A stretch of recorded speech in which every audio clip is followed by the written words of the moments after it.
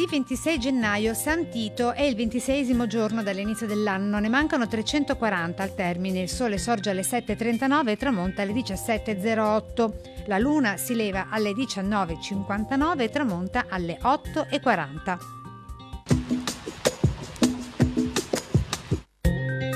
Incomincia il rifacimento del selciato di San Bartolomeo e delle mercerie. La vecchia pavimentazione in cotto viene sostituita con i masegni di pietra d'Istria.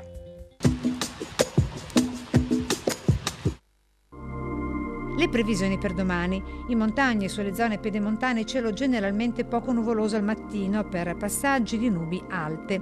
Aumento della nuvolosità nella seconda parte della giornata su prealpi e zone pedemontane. In pianura, specie nella parte centro-meridionale, ci saranno nebbie, foschie o nubi basse che potranno essere localmente persistenti anche durante la giornata. In pianura, probabilità nulla o molto bassa di locali debolissime precipitazioni, assenti altrove.